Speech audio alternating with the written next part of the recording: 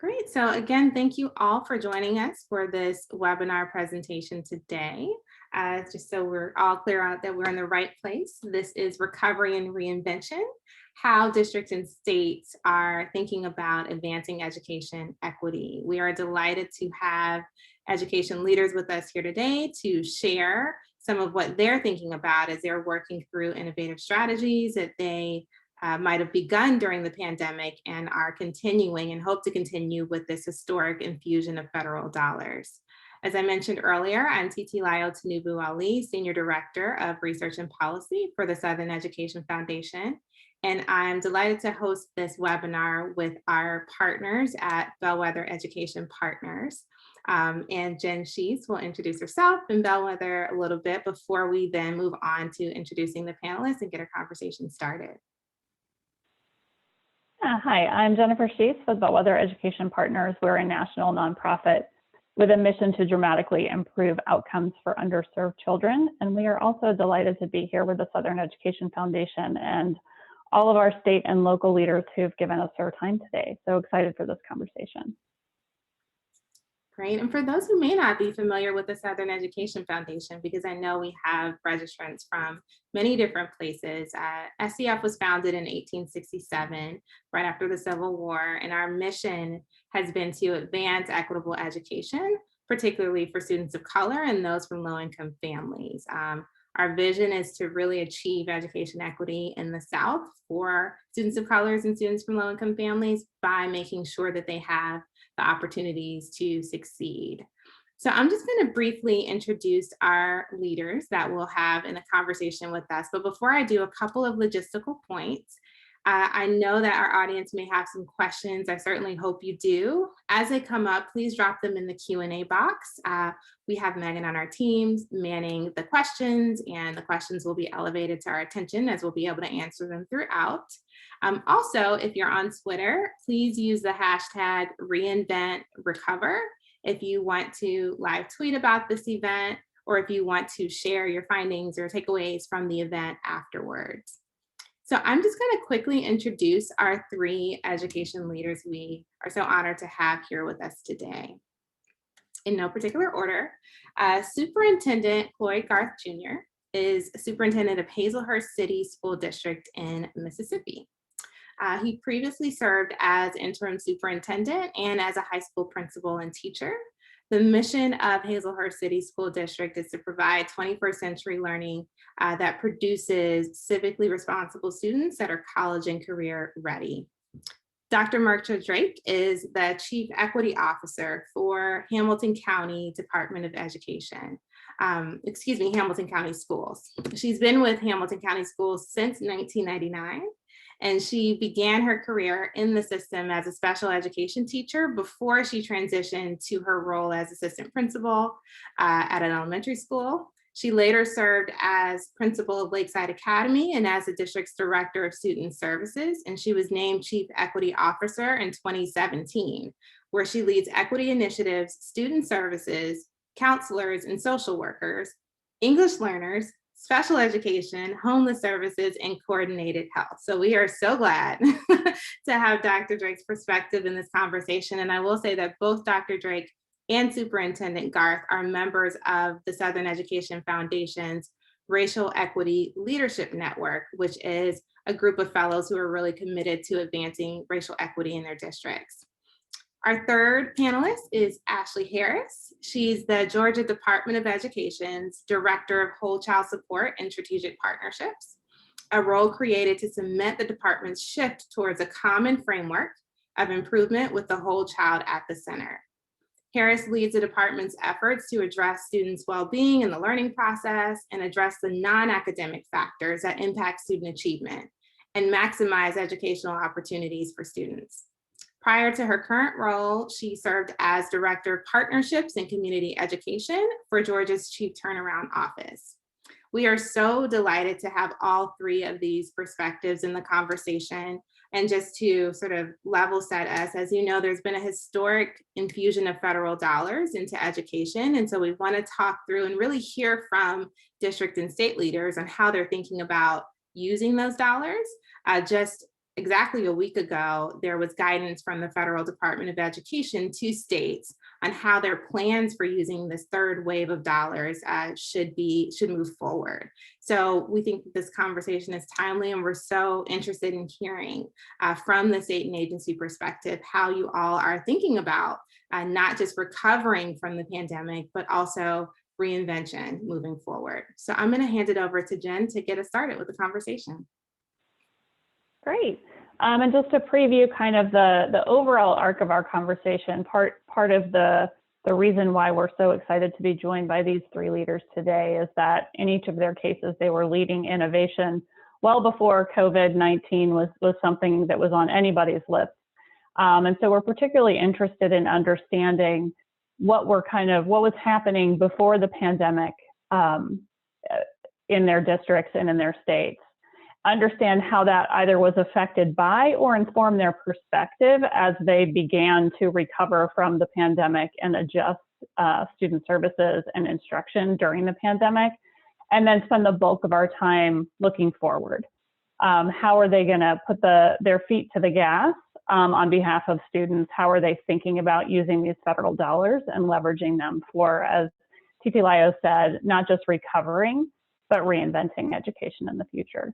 So we'll start in the past, pre-pandemic, and want to think a bit about, for our district leaders who are engaged in some innovative strategies to address inequity and drive opportunity for students prior to the pandemic. Dr. Garth, I'll start with you. Could you tell us a bit about what you were doing in your district specifically to support teacher quality, as well as any other key strategic areas of focus you'd like to highlight as priorities pre-pandemic? Absolutely. One of the things we were so proud of to have going on pre-pandemic and post as well, but pre-pandemic was we were really trying to make sure that all of our teachers were certified in position that they could truly assist the students in ways that someone without the proper training just could not do. When I first arrived at the district, we had a dilemma on hand that we were at a deficit on certified teachers. And I know everyone knows that the teacher is the most important piece when it comes to making sure that this student goes to the next level. And so we immediately began to try to put the funding in that place because we knew if we could fortify the foundation at that position, everything else would fall in place. And so from the first year on, we just began to say, we need qualified, certified, and exemplary educators in our classroom. At one particular school, we had roughly half the staff that was not certified that was in front of students. Now, that's a hard thing to overcome, and you can try as hard as you can, but if you don't have the right people in front of the students, the results just won't be there. And so I give credit to my board and to the leadership team that we have in place in the Hazlehurst City School District, because we had a mantra that said, excellence is the expectation. If we truly believe this, we have to put the right people in front of our students. And we began a hard pursuit of trying to find the most capable people. The principals did a great job. My elementary school principal did a phenomenal job in reaching out to the local daycares, to the local Head Starts and saying, this is what we're facing. Your babies are coming to us 2, 3, 4 years behind already at an early age. They don't even make it on the test and screener scale. And so we begin to have those relationships, say, we're going to get some literacy going. We're going to get our training, our curriculums. We'll give you all the resources, but we want them to come to us ready to at least hit the ground running. And we wanted to say excellence didn't just begin when you hit the schoolhouse for Hazlehurst. It began when you were born in the city of Hazlehurst. And so we began to just do some of those innovative ideas and become creative. As you know, in rural districts, the funding is not the greatest in the world, but we didn't want to make any excuses. And so we just got together with some of the stakeholders in our town, some of the great ministers, our local municipality leaders, and we said, listen, this is what we want to do. We're going to push, and we're going to try to make it work the best we can. And so I want to just really brag on my teachers, because they've done a phenomenal job of saying, we want to be better. We're going to meet the challenge. There was initial pushback slightly, but people said, this is for kids. And once we make sure that this is back about kids and the focus is back on those students, we were able to do some marvelous things before the pandemic hit.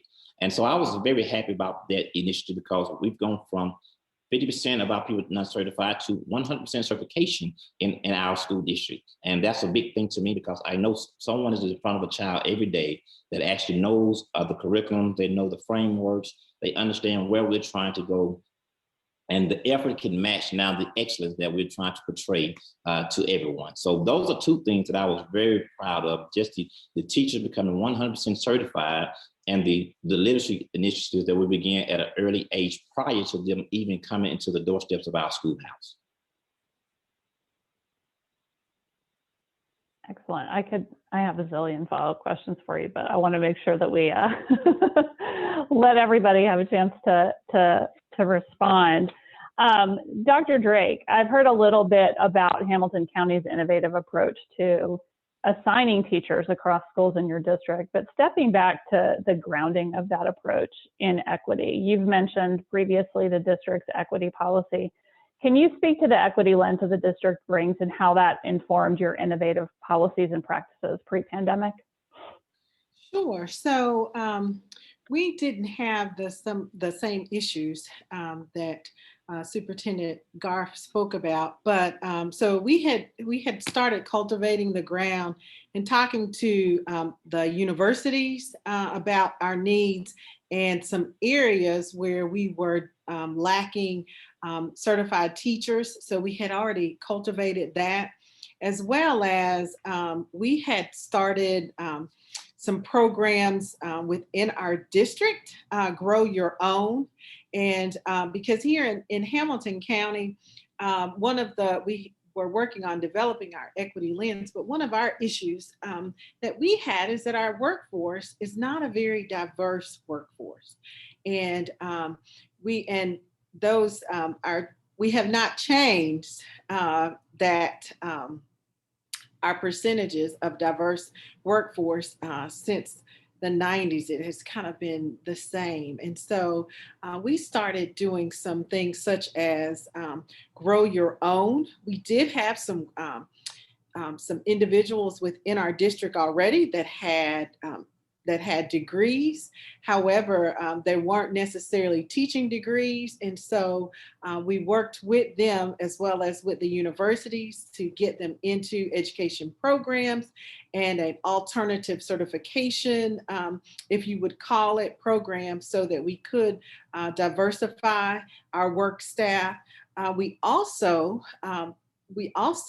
partnered with Teach for America and brought them in as well, and on a small scale to increase our diversity, as well as locally here we have a foundation that assisted us with Project Aspire, and it was an alternative certification program as well.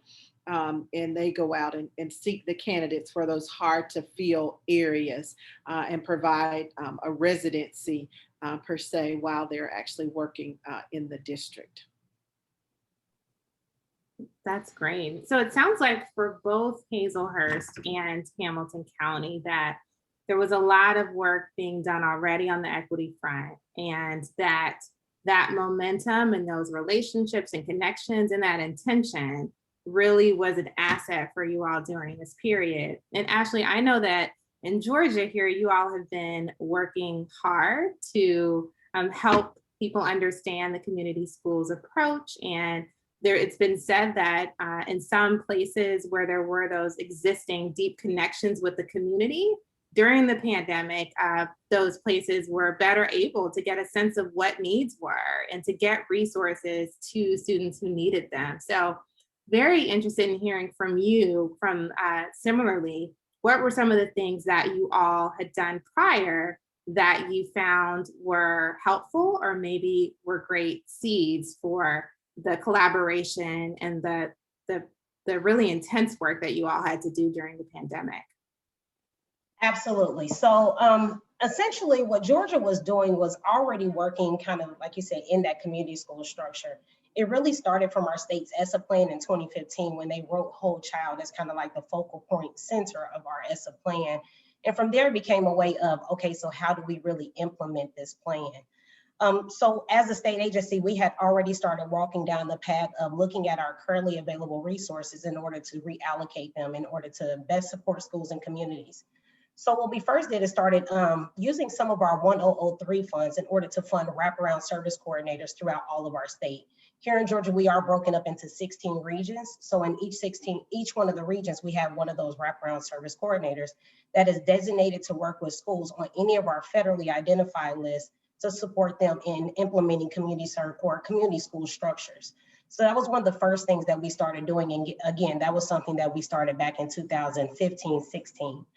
Currently, we have about 75 schools that are being worked with our wraparound service coordinators. And when we say work with them, we really send them through a kind of a sequence of events, starting with very deep root cause analyses, understanding what is it that their schools and districts need, or their students ultimately need in order to be successful. Understanding that the student is the center of all of this conversation, so we didn't do anything without talking to kids first.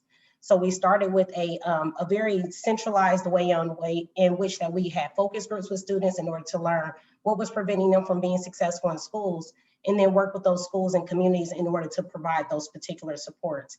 When we say non-academics, people think all kinds of things. They'll say haircuts, free backpacks, free meals in schools, like it's all over the board. So we also had to hone in on exactly what did we mean by non-academic supports? What is it that's non-academically impacting kids? And we really did hone in the health barriers to learning, looking at those 7 health aspects and knowing that the number 1 and number 2 reasons for absenteeism in schools is asthma and oral health. So really looking at our health infrastructure in order to support students and really moving forward. And the other thing that I would say that we did at the state agency level is really started to create more of a buffet approach. So instead of telling districts and schools exactly what they needed, we just started producing all types of support and service and programs and all types of initiatives, all very much so evidence-based and data driven, but really started creating those in order for whatever schools and districts were doing, we were here in position in order to support and help them. And that was really through the guidance of our state school superintendent, Richard Wood. So I have to give it completely and totally to our leadership for having this vision ahead of time, that it really did truly position us to be in I'm not gonna say the best situation, but I would say a better situation than what we probably would have been had we not started that work earlier. Mm-hmm. And you make a good point, right? Even for those, I would imagine that even for those places that felt more prepared, this was still a disruption in many different ways. And if you all could each just share, as you mentioned some of your strategic priorities prior to the pandemic that really you felt set you up for this in ways that you maybe couldn't have imagined before. Could you share a little bit on whether or not those priorities shifted or changed, and how was your pandemic plan in particular impacted by the disruption, and sort of what innovations started to emerge?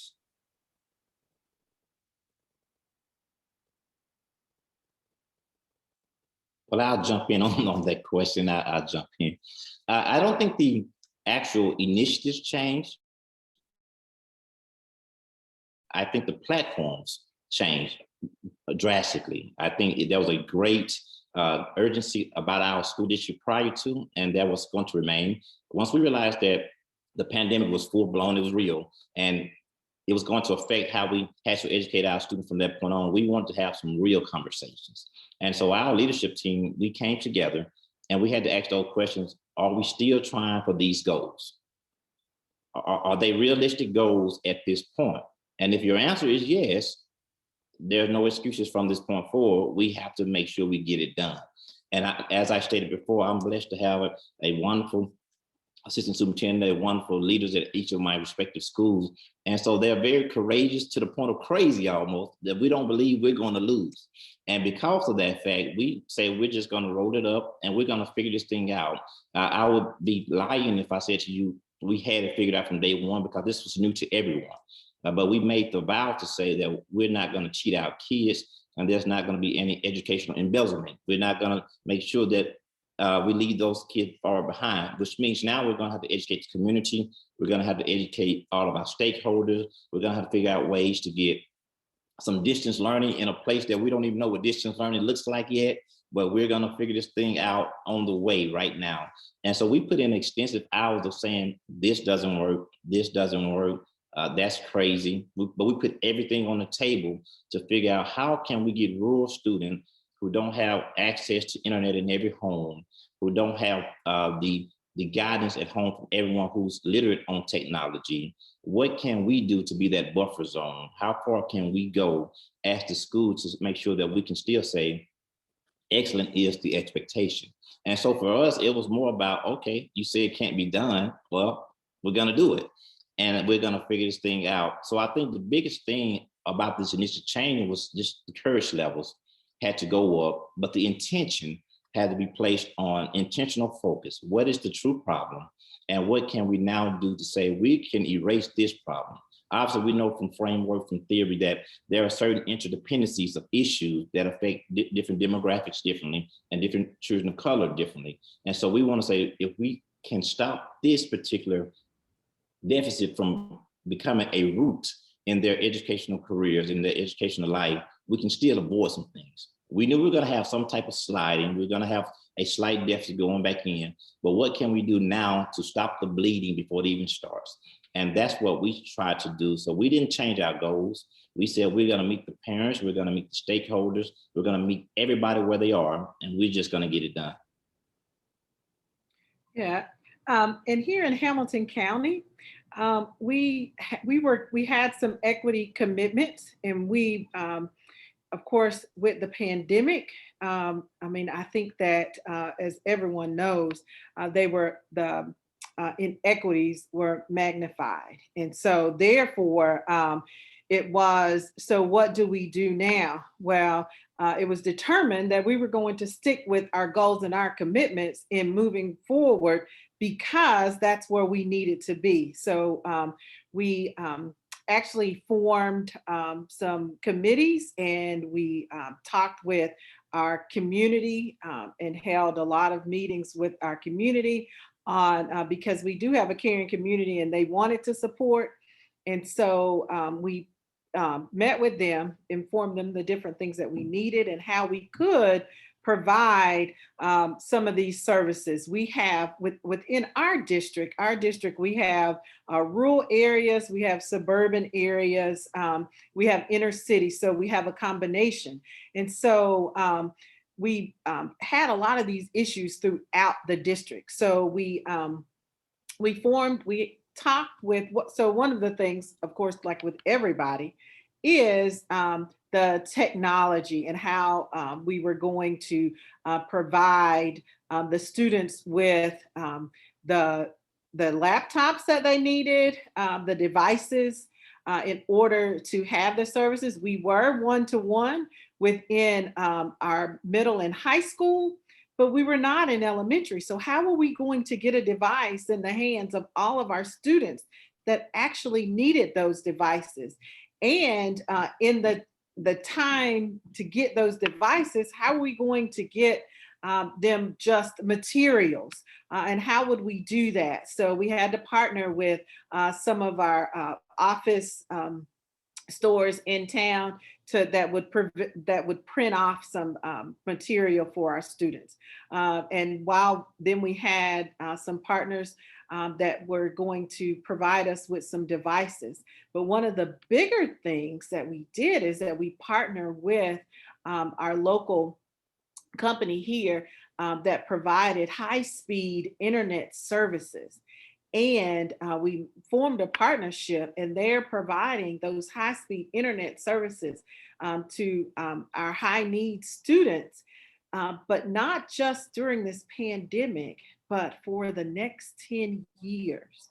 And so that is like major, because it's not just opening up doors and windows for our students, but it's changing the lives of the parents and grandparents that are in the homes as well as in our rural areas, they did not have access to this high-speed internet. So we had to provide them with some hotspots along the way. So, we had a plethora of things that we had to put in place But we stuck with this, with our plan and our commitments to equity, because we knew that that was the correct way to go. And equity is in every thread of our strategic plan. And we just continue to move in that direction, making sure that we provided the best education that we could to all of our students throughout Hamilton County. It's so affirming to hear my colleagues say some of the same things that I have written down on my paper over here. So y'all stole a little of my thunder, but I'll say for certain, with this pandemic, I think that it's very important for all of us to acknowledge that everything that we're addressing, none of it is new. It's just highlighted in a way that we've never had it highlighted before. So a lot of the things and strategic activities that we already had in place at the state level, they really just drove down of, okay, we really need to focus on this and get this done fast. It really did put us in a situation that felt like flying and building the airplane at the same time. I think everybody kind of felt that that kind of squeeze in the initial piece of it. But now, as with the ESSER 3 funding, we have the opportunity to kind of slow down for a second. Of course, with ESSER 1, that really was about plugging gaps and filling holes and just making sure that we stopped the bleed and making sure that everything just maintained the continuity of what was happening. If we couldn't pay teachers, then there was no learning that was going on in school. So again, with that ESSER 1, it really was about that. Well, ESSER 2, it really became a thing of, okay, where else do we need to go? Do we need to honor the individuals that have been on the front lines in the beginning of this?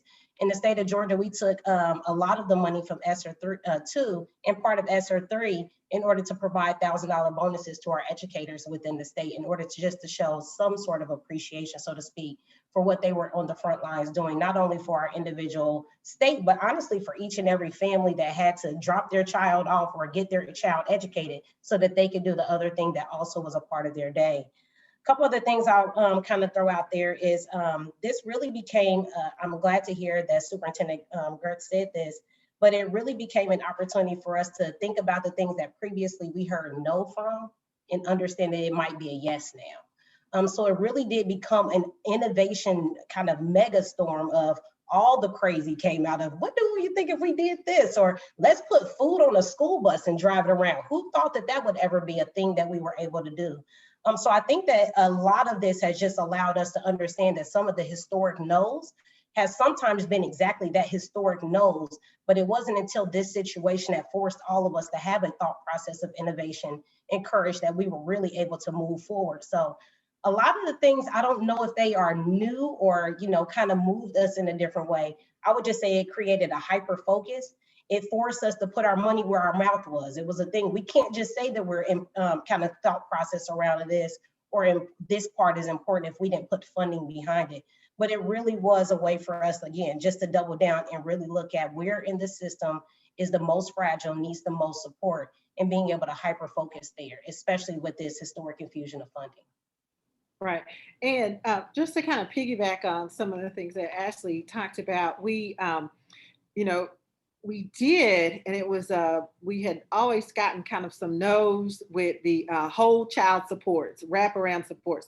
But of course, one of the, another thing that was highlighted through the pandemic was the mental health issues and the supports that the students needed. So we were able to push forward with our social emotional learning curriculum, some mindfulness activities and curriculums. We were able to push those out, and now we have a whole child or whole wellness Wednesdays, where we provide, it's more of like a podcast in a moment, and we push something out on social media every Wednesday that supports our at-home students and parents, as well as we have something that goes out to all of the teachers and our support staff within the district. So we make sure that there's self-care and that we're providing some guidance for that, which of course that does come out of my department, but we never really quite had the funding for everything that we wanted. But this year we did have that funding, and it's just been phenomenal, that support that we've been able to provide, not only our our students and their parents, but also our staff. So it's been fantastic. Before we move on, let me add one thing. I'm glad you just said that, Dr. Drake, about mental health. One thing that we are encouraging everybody, absolutely everybody, is just to take a pause and to consider everything when we say mental health. So for example, here in the state of, well, I shouldn't even say here in the state of Georgia, nationwide, we are hearing mental health, mental health, mental health, mental health. But nobody is taking a time to explain what mental health is and what it means. So be sure that as you are having the conversation around mental health, because even when you think of mental health, social emotional learning and mental health, sometimes it's the same thing, sometimes it's totally different. So just being very conscious of that, because we are, we're on a very interesting cusp of education where previously we saw an over-identification of Black and Brown children being over-identified for special education needs. We're definitely on another cusp of over-identification of everybody for mental health inferences as well. So again, making sure that we expand, not only looking at mental health, and I mentioned earlier the health barriers to learning, and they're asthma, hearing, dental, nutrition, vision, mental health, and lead. So when we look at all of those various things and just some baseline data that we drew here in the state of Georgia, we actually found that 40% of children have more of a dental issue than they have a mental health issue. So again, when it comes to looking at those things, I would not be honoring the little chip on my shoulder that's always there that's telling me, make sure you don't over-identify if I did not mention that piece as well. And I'll say that, Ms. Harris, on that, it's also important while you're doing that to never leave out your faculty and staff. I know we put a lot of emphasis on the students, but we ask teachers, we ask faculty to do things that they had never done before. And what I try to always do is have humanity and compassion mixed into whatever we do as an initiative, because we were in something we don't know how this looks, how it's going to turn out. And you can see the adults even closing in. It was getting crazy and then more crazy. And you're like, they're trying as hard as they can, they're going as fast as they can, they're doing the best they can. But every now and then you just got to say, hey, everybody chill out. Everybody decompress. Everybody relax. We're okay. Because everything can't be done in the same old fashioned, because it's a new problem. And so I'm glad you mentioned that mental health piece, but I also think it's important for us to know that our adults struggle as well as our students during this pandemic, because it's something we just had never seen before.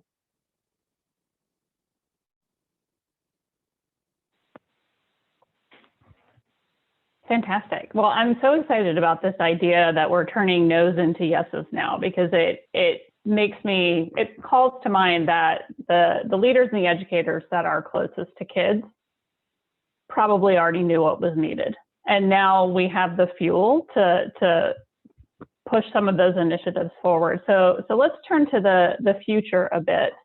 And I would love to hear from each of you kind of what are your big bets now that you kind of have some folding money in your pocket to do the things that you think need doing in your districts with your communities. I'm trying to turn my district, along with our leadership team and our board, we want to have one of the greatest districts in Mississippi, point blank. And to do that, we need physical plants to be up to par. We need the technology to be up to par. As I stated, in a rural area, just like Dr. Drake, we were able to get one-to-one initiatives to everyone. We were able to do training with parents and stakeholders on how to help their children and the students at home.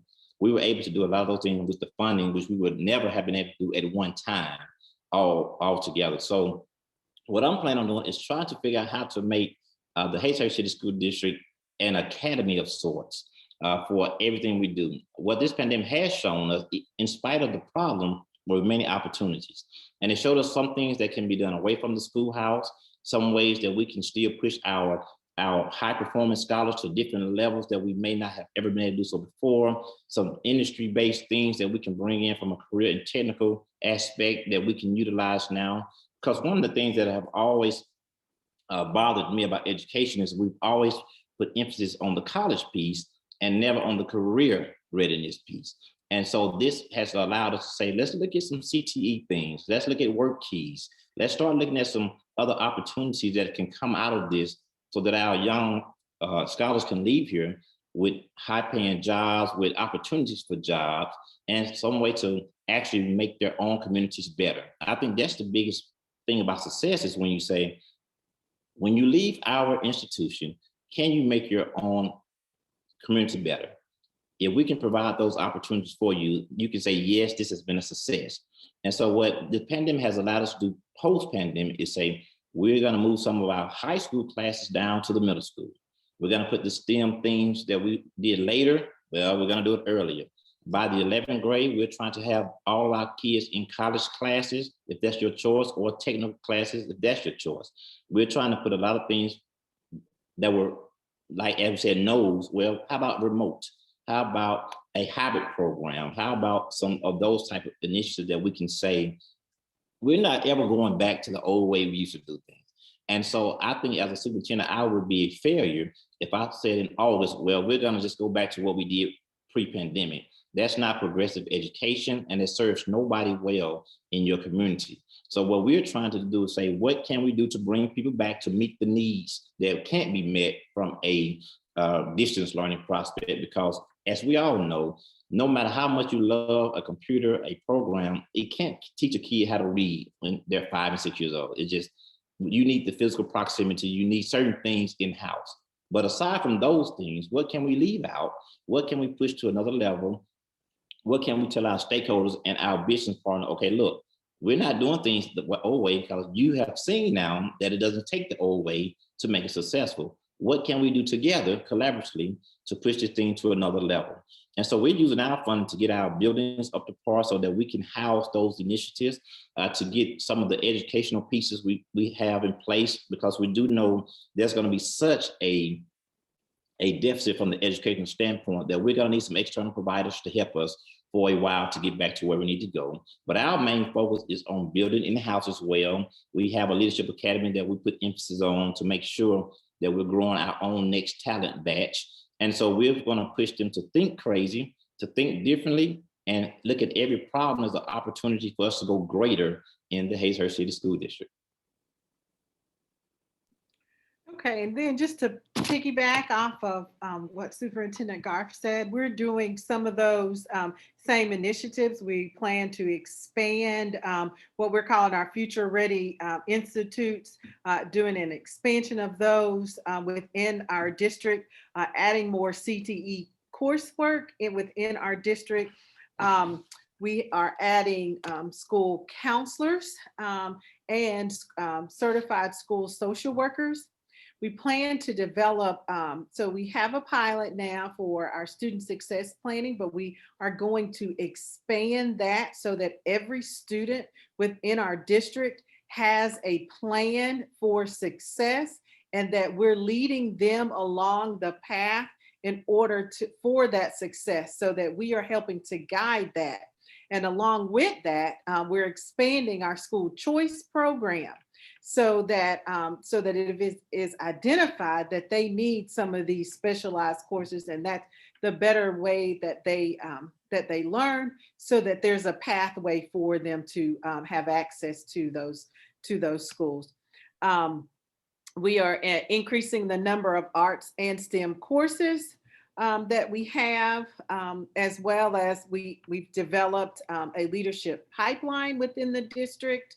And we are utilizing some of the money for some deferred maintenance that we had been putting off for several years. So we're doing some of the exact same things that they're doing in Mississippi to enhance the learning, so that all of the students within Hamilton County thrive and have a future that is limitless. That's our goal for each individual child here in Hamilton County. That's great. And Ashley, if you could just share a little bit, just from the state perspective, I know you already gave us a really great, really great insights into how you thought about the different phases of funding in Georgia. What would you say are some of the most critical investments that local leaders should be thinking about making when it comes to whole child supports? I think some local leaders might appreciate your state perspective. And where do you think that these local schools could get the most benefit with funding that may not be an ongoing resource? All right, so I was feverishly writing down all kinds of notes on that. To get through these really fast. So the first thing I think that everyone needs to be kind of mindful of is that these dollars do have an expiration date. So 2024 is when that funding goes away. So you have until 2024 to spend down whatever it is that's coming into local states. Of course, with the first infusion and the second infusion of money, there wasn't any particular guidelines or requirements that were added to any of those. However, with the third infusion of money, there is, which is 20% of it has to be used for learning loss. However, your school determines what learning loss is. A couple pieces that I'll say as far as like, how do you get those local supports in place? One, tell your story. And also make sure that your data shows your needs. So if you are saying that you need to put in, I'll give you an example that just came off a national call. They looked at the documentation and said that the school wanted to use some of their funding in order to put in street lights, like literally walking up to the street, to the school. Why would you use school-based money to put in sidewalk street lights? So the school district said it'll increase our reading scores. So everybody was like, yeah, I don't know if that's going to increase your reading scores. However, it did. What they found is that the first block of school was actually the reading block, and most of the students were not getting to school on time because of the way in which that they walked to the school was extremely dark. So mom, dad, caregiver was saying, wait until school, the sun comes up, and then they walk to school.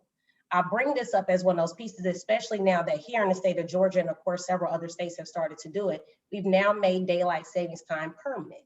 So what does that mean for your student populations? So again, this isn't just talking about what's happening inside the school walls, because there's 5,500 waking hours in an academic year and only 1,000 of those are within the school.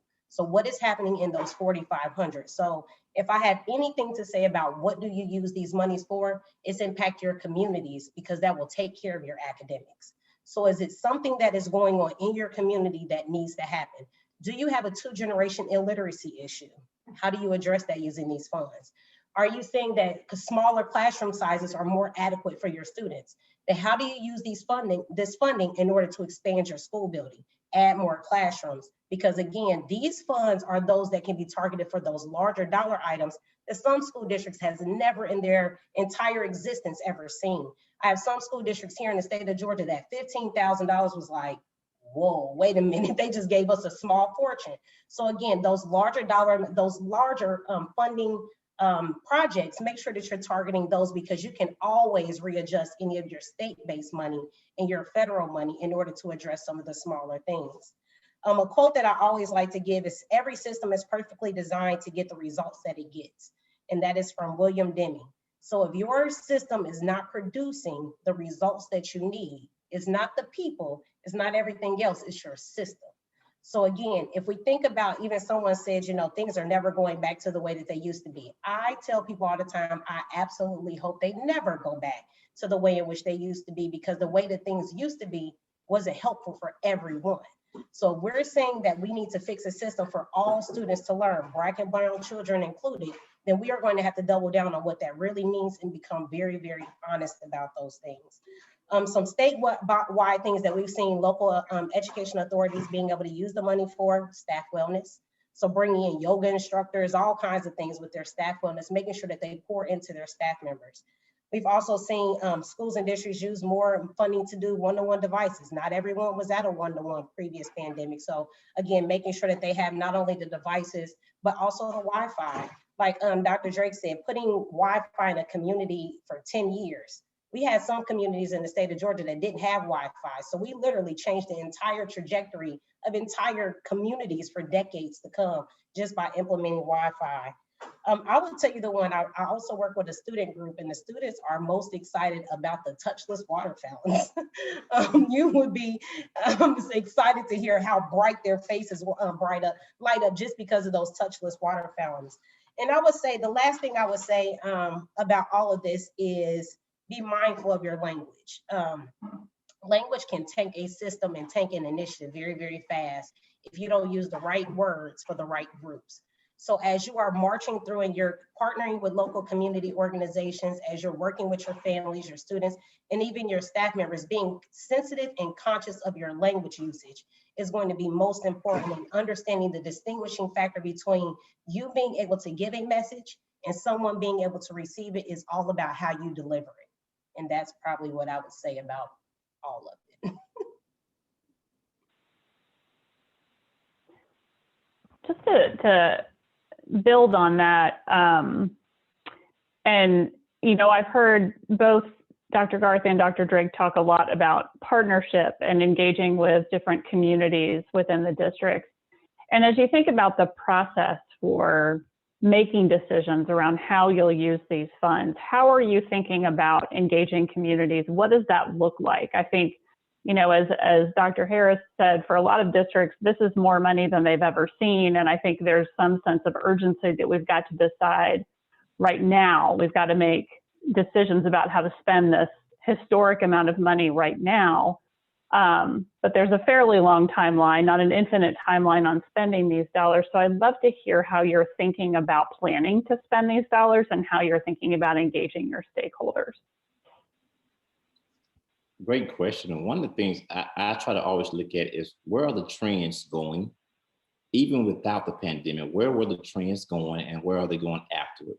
And so one of the things we began to do is, we have a large Hispanic population that is, I know it's hard to believe in Mississippi, but we have a large Hispanic population that's coming to our school district. And what was happening was, these kids have a language barrier that is preventing them from getting the skill. It's not an intellect issue, it's a skill issue because of a language barrier. And so we were fortunate enough to start thinking out the box, being creative and saying, okay, we're gonna start making videos that would teach the most popular 200 phrases that you can get in Spanish. And we're gonna start having translators come in to help with this ever-growing population. And we're also gonna offer the classes to the community. Now, it's primarily for our school district, but we're gonna just open the forum up to the community as well, so that, hey, if you wanna learn Spanish, you can learn Spanish during this process, so that everybody in the town can not only help our students out, but it gives a more welcoming feel when there's something that's not standing in between us. And that's a small example of the things we're trying to do, but everything that we're doing from this point forward has to be a community effect. It has to be something that says there's gonna be a return on investment. It maybe not 2 years from now, but 5 years from now. If it does not have a proper return on investment from this point forward, I don't want to do it, because I think we're just spinning wheels and we're wasting time. And what that requires is having more community hall meetings, making sure you can go out and talk to your community to understand, listen, this is where we want to go. Is this where you guys want to go? Talk to me where you want to go. Because as Ms. Harris said, she said it so well, it's a difference between saying a message and receiving one. And you need to learn how to listen a lot of times, because the answer is already there. They just may not articulate it in the same way. And so I believe that all the initiatives from this point forward would be technologically based, because I think that's just where we are going. I think it's hard to not go there with the industrialization effect that we're having, but also in saying we're not going to leave our community behind, because they have much more time with the kids than we do. And so I'm not going to fight a battle that doesn't have them included in this battle, because I think it would be an injustice to where we're trying to go as a school district. Yes, and so here in Hamilton County, we have started, or we've been having some virtual town hall meetings where we start the meetings and they're grounded with data. And so we provide them with the data that we have and then allow them to tell us what they, their feelings, their thoughts on how we correct this. And actually listening. And we do have what is called listening sessions. And so we listen to the community. And so one of the outcomes from our meeting is we're in the process of developing a welcome center and outfitting that welcome center with some parent facilitators that are bilingual, interpreters, as well as to have some teachers, some of our lead teachers that are rotating in and out, to do some testing so that once our English language learners actually arrive to school, the first place that they should come is the Welcome Center. And so that we can actually welcome them, provide the parents with all of the with all information about programs that we have to support the family, and just to talk to them about schooling and what's available. And then by the time that they actually go to the school, we've been able to walk them through that process where they're comfortable with entering the school and they know who to go to ask different questions to get their problem solved. So that's one of the things that has actually come out of our listening sessions that we've had with the community really recent. So I'm really excited about our Welcome Center that's slated to open in September. And from the state agent perspective, what we've really done is provide guidance to schools and districts on how to partner. That really is where it drills down to, because a lot of school districts will say that they have partners, but then if you ask them specific questions around what their partnering is, what are their particular outcomes, their deliverables, who's funding what, you start to learn, okay, we need to dig down into how you're appropriately partnering. So the guidance that we give them is, one, understanding what you can do together. So is there a community organization that is already addressing what you're trying to impact? A community organization could already have funding and they need to work with kids, but they don't know where to get kids. Well, guess what your school has? It has kids. So making sure that you partner together in order to appropriately move funding. So again, it doesn't necessarily have to be a funding partnership. It could just be a people partnership where they're loaning you individuals in order to sit at your school building or to work with your population in order to work with those students. Another big piece is when you talk about, someone actually put in one of the questions about, to what degree do you think community input could be considered for spending new federal funding? I always say your community probably knows better than people inside the school, because again, 5,500 waking hours in an academic year, and only 1,000 of those are inside of your academic walls.